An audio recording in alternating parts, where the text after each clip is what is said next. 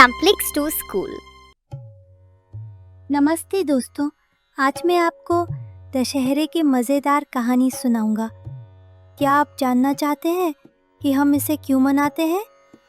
चलो शुरू करें। दशहरा एक बहुत ही खुशी का त्योहार है। इसे विजयादशमी भी कहते हैं, मतलब जीत का दिन। ये नवरात्रि के बाद आता है।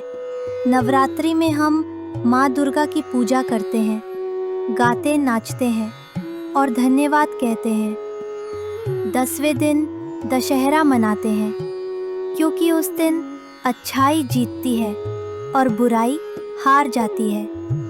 अब सुनो, मैं तुम्हें माँ दुर्गा के बारे में बताऊंगा। वो हमारी सुपर माँ जैसी हैं, बहुत ताकतवर, दयालु और बहादुर। वो सबकी रक्षा करती हैं और शेर पर सवारी करती हैं। चलो सब मिलकर शेर की तरह दहाड़ो। माँ दुर्गा के कई हाथ हैं। हर हाथ में उनके पास एक खास हथियार है। तलवार, त्रिशूल, कमल और भी बहुत कुछ। ये सब अच्छे लोगों की रक्षा करने के लिए है। उनके अंदर बहुत शक्ति है। शक्ति मतलब ताकत। क्या आप जानते हो अवतार क्या होता है? जब भगवान किसी खास काम के लिए अलग रूप लेते हैं तो उसे अवतार कहते हैं। माँ दुर्गा के भी कई रूप हैं। नवरात्रि में हम उनके 9 रूप याद करते हैं। उनमें से एक है महिषासुर मर्दिनी, मतलब जिसने महिषासुर को हराया। महिषासुर कौन था? वो एक बहुत ताकतवर राक्षस था। कभी भैंसे जैसा बनता, कभी इंसान, लेकिन वो बुरा था। सबको डराता और तंग करता था। तब देवताओं ने अपनी अपनी शक्तियां मिलाकर माँ दुर्गा को बनाया। वो सबकी रक्षा करने आई। माँ दुर्गा और महिषासुर का युद्ध 9 रातों तक चला। चलो सब मिलकर 9 बार ताली बजाओ। 1 2 3 4 5 6 7 8 9। माँ दुर्गा शेर पर बैठकर लड़ती रही।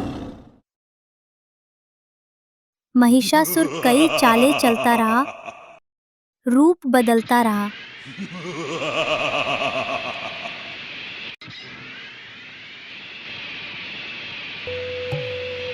लेकिन माँ दुर्गा नहीं डरी।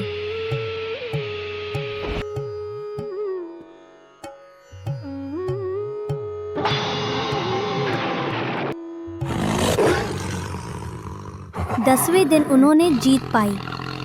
उसी दिन को विजयादशमी या दशहरा कहते हैं। माँ दुर्गा हमें सिखाती हैं कि अंदर से मजबूत बनो, दूसरों की मदद करो और हमेशा सही काम करो। दशहरे की एक और कहानी है, राम और रावण की। राम एक अच्छे राजकुमार थे। उनकी पत्नी का नाम सीता, भाई लक्ष्मण और सबसे अच्छे साथी थे हनुमान। एक दिन रावण नाम का राजा, जिसके 10 सिर थे, सीता को ले गया। तब राम, लक्ष्मण और हनुमान ने मिलकर बड़ी टीम बनाई। उन्होंने समुद्र पार किया, लंका पहुंचे और रावण से युद्ध किया।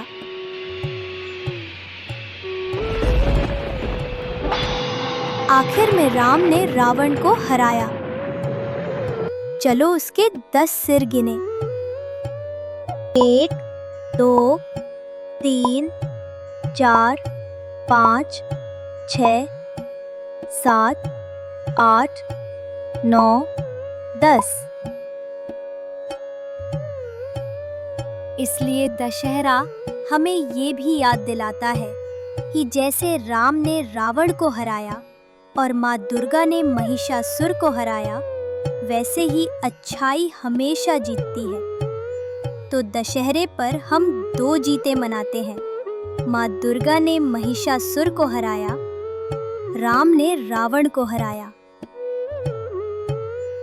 हम दशहरा कैसे मनाते हैं? कई जगह रामलीला होती है।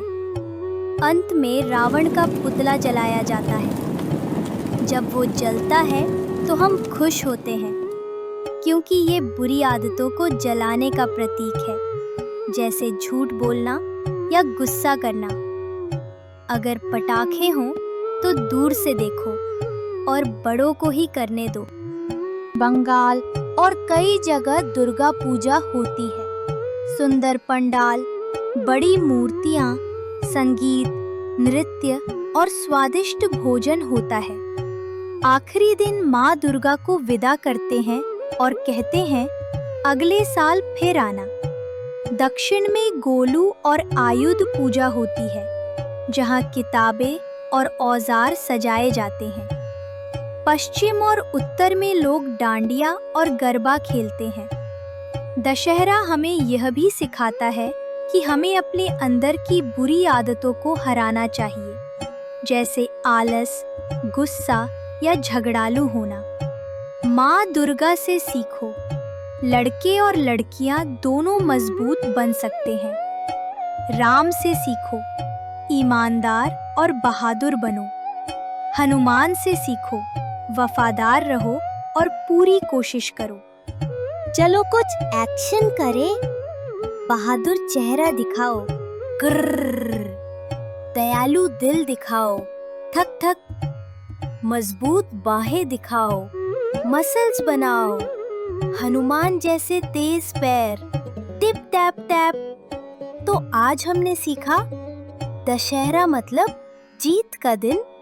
माँ दुर्गा ने महिषासुर को हराया, राम ने रावण को हराया। अच्छाई हमेशा बुराई पर जीतती है। धन्यवाद दोस्तों। अब बताओ, आज आप कौन सी अच्छी आदत अपनाओगे? शेयर करना, मदद करना, धन्यवाद कहना। सब मिलकर बोलो, हैप्पी दशहरा।